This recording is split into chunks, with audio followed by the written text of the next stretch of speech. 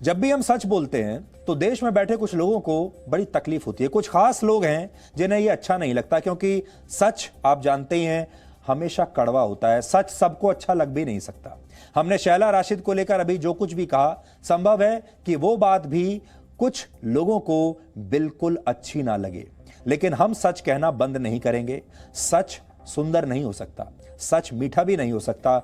सच कड़वा होता है, लेकिन सच सच ही रहता है।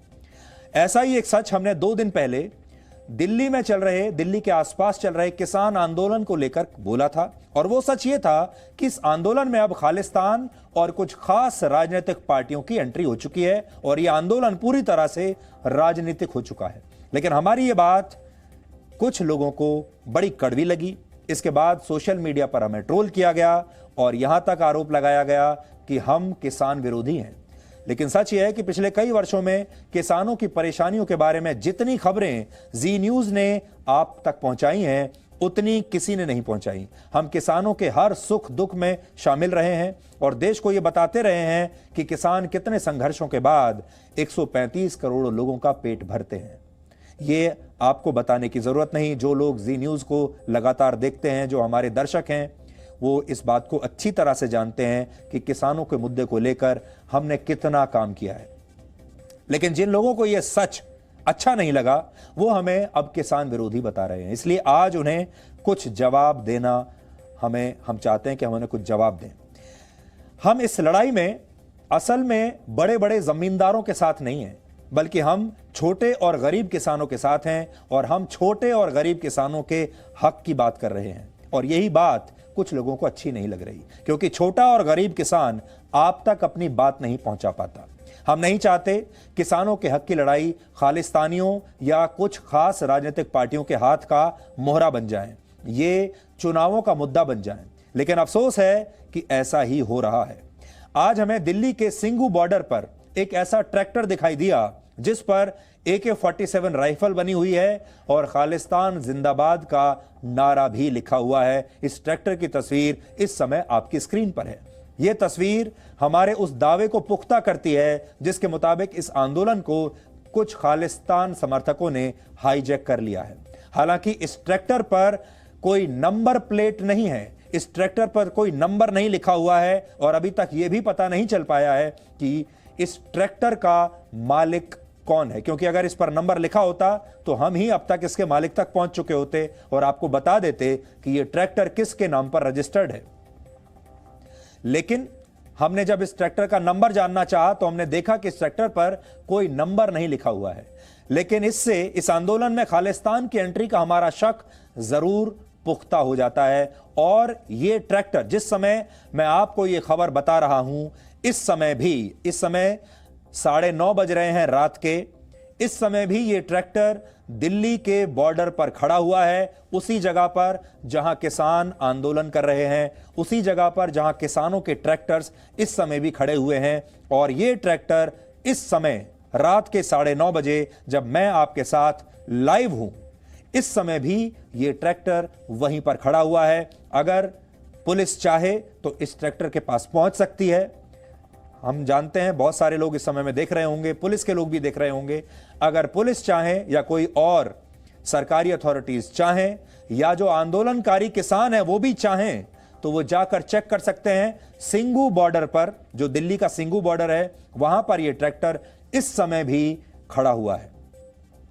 पंजाब से आए हजारों किसान अब भी देश की राजधानी दिल्ली में डटे हुए हैं। ये किसान संसद का घेराव करना चाहते हैं। सरकार ने अभी तक इसकी इजाजत नहीं दी है और अब किसानों ने कहा है कि वो दिल्ली के 5 एंट्री पॉइंट्स को सील करने की तैयारी कर रहे हैं। आंदोलन कर रहे किसानों का कहना है कि उनके पास 4 महीने का राशन है और वो अपनी मांगें पूरी होने तक दिल्ली छोड़कर नहीं जाने वाले। बहुत खाना, बहुत राशन लेकर आए हैं। वो चाहें तो महीनों तक यहां रहकर प्रदर्शन कर सकते हैं। पूरी तैयारी के साथ आए हैं। किसान प्रदर्शनकारियों द्वारा जिन 5 रास्तों को बंद किए जाने की बात हो रही है, वो आप नक्शे के जरिए इस समय अपनी स्क्रीन पर देख सकते हैं।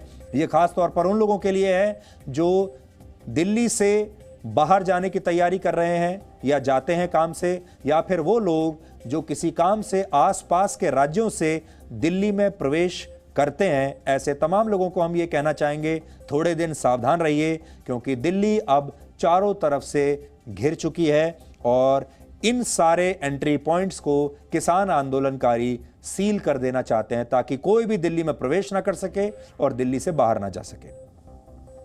दिल्ली के सिंघू बॉर्डर और टिकरी बॉर्डर को किसान पहले से ही बंद कर चुके हैं, जबकि गाजियाबाद और दिल्ली को जोड़ने वाले बॉर्डर पर भी किसानों की संख्या अब धीरे धीरे बढ़ रही है और इसे भी आंशिक रूप से बंद किया जा चुका है। इसके अलावा दिल्ली जयपुर हाईवे और दिल्ली आगरा हाईवे को भी बंद किए जाने की तैयारी चल रही है। अगर आने वाले दिनों में आप इनमें से किसी भी रास्ते पर होकर जाने की योजना बना रहे हैं तो आप फिलहाल अपने इस ट्रैवल प्लान को टाल दीजिए, क्योंकि आप जा ही नहीं पाएंगे। इस बीच केंद्र सरकार ने भरोसा दिलाया है कि सरकार किसानों से अब बिना कोई शर्त के बातचीत करने के लिए तैयार है। सरकार और किसानों के बीच ये बातचीत 3 दिसंबर को प्रस्तावित है। वैसे तो किसानों ने यह भी साफ किया है कि वो अपने मंच पर किसी भी राजनीतिक पार्टी को जगह नहीं देंगे, लेकिन यह आंदोलन जिस दिशा में जा रहा है उसे देखते हुए लगता है कि राजनीतिक पार्टियां, कुछ देश विरोधी तत्व और कुछ विदेशी ताकतें इस आंदोलन को हाईजैक कर लेना चाहती हैं और हम बार बार देश के लोगों को, इन किसानों को इसी बात से आगाह कर रहे हैं। हम इन सारे किसानों से कहना चाहते हैं, आप हमें अपना दुश्मन मत समझिए, हम आपके साथ हैं, लेकिन हम आपको ये बताना चाहते हैं कि बहुत सारी राजनीतिक पार्टियां ऐसी हैं, बहुत सारे देश विरोधी ऐसे दल हैं जिनकी नज़र आपके ऊपर है और वो आपके इस आंदोलन को हाईजैक करना चाहते हैं और वो इसका पूरा फ़ायदा उठाना चाहते हैं। और ऐसा ना हो कि ये आंदोलन शुरू तो हुआ है आपकी मांगों को लेकर, लेकिन हो सकता है इसका फ़ायदा आपको ना मिलकर किसी और को मिल जाए, जैसा कि हमेशा हर बार होता आया है। क्योंकि आपने ये देखा है यार, इस देश में पिछले 70 साल से किसानों के नाम पर राजनीति करने वाले नेता अमीर होते चले गए, उनके बंगले बड़े होते चले गए, उनकी गाड़ियां बड़ी होती चली गईं, बैंक बैलेंस भारी होता चला गया, लेकिन किसान आज भी उतना ही गरीब रहा। एक बार फिर ऐसा ना हो जाए। इतना ही नहीं, अब इस आंदोलन से जेनेटिकली मॉडिफाइड फसलों को इजाजत देने की मांग भी उठने लगी है। इन्हें जीएम क्रॉप्स कहते हैं। भारत में जेनेटिकली मॉडिफाइड फसलों के उत्पादन पर अभी रोक लगी हुई है, यानी यह गैर कानूनी है। लेकिन इस आंदोलन में इस तरह की मांग उठाए जाने से अब यह साफ हो जाता है कि कुछ विदेशी कंपनियों ने भी अपने फायदे के लिए इन किसानों को मोहराब बना लिया। यानी अब हर व्यक्ति अब इसमें अपनी इस बहती गंगा में हाथ धो लेना चाहता है, चाहे वो नेता हो, चाहे वो विदेशी कंपनियां हों, चाहे वो विदेशी एनजीओ हों, चाहे वो राष्ट्र विरोधी ताकतें हों, चाहे वो खालिस्तान वाले हों।